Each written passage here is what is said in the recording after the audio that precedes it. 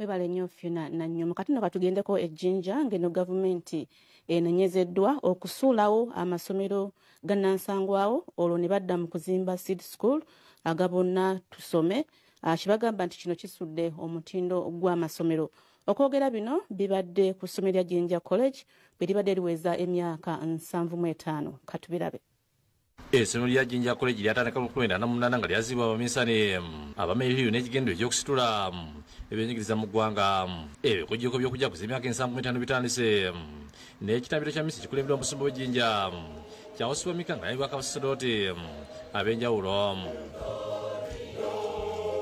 Glory and honor is yours forever and ever. Omukulu gwetabiddwako abantu ab'enjawulo okuli abasomera ku ssomero lino okuva mu myaka egy'ataano ng'opunye mukulu abadde Speaker wa Parliament Anitamu ng'akiikiddwa Katuukiro w'Abusogga Dr. Joseph Mvawala, Reverend Father Ben Chuma ku lw'abasomera ku ssomero lino andizza ebikujjuko bino.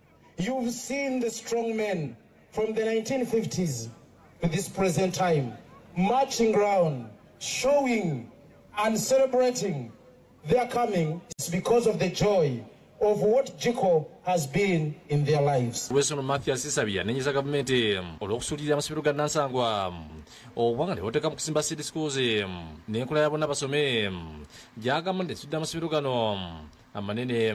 The last capital development fund government extended to this college was in 1967 under the IDA project.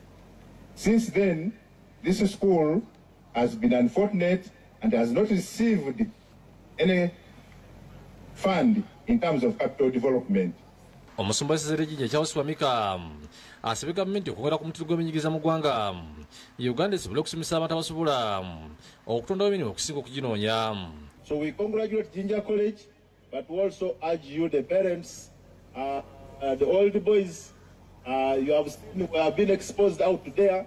There are many things which you can also come and say, I think this can change a little bit, this can change a little bit what in our school. Arasi w'Ejjinja eno ekitambula azira abakulira amasomero gwago okusomesa abayizi enkulira mu ggwanga n'abayamba okukula nga baagala Uganda n'okwewala okoppa empisa ez'obuseego okuva mu bazongo.